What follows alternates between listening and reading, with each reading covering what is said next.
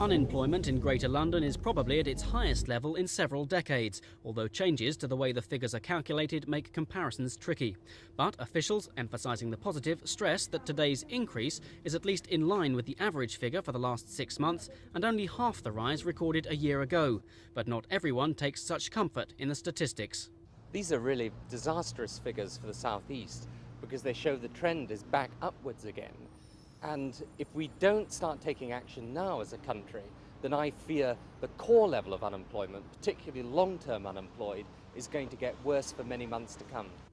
For the government, Employment Secretary Gillian Shepherd said the figures were clearly disappointing but not unexpected, and maintained there were grounds for cautious optimism on the economy. But London has suffered worse in this recession than much of the country, having expanded faster in the boom. The better the party, the heavier the hangover. And since unemployment normally continues to rise after the end of a recession, today's record figures are unlikely to be the last. Since the recession began, unemployment has been rising faster in Greater London than the United Kingdom. And our forecasts at the London Chamber and our feedback from our members would indicate that unemployment will continue to rise faster in the capital than elsewhere in the nation.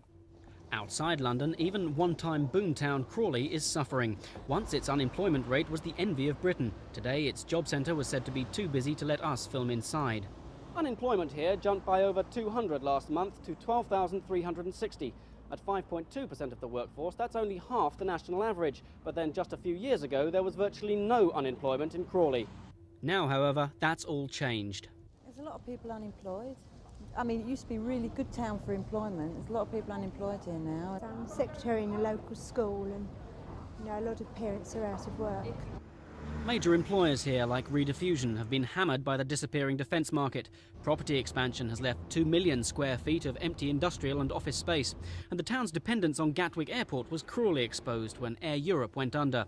But some say the Gatwick effect will turn positive when consumer confidence returns. There is a tremendous feeling that as the economy picks up, we will be back to the situation that we were 3 years ago of full employment.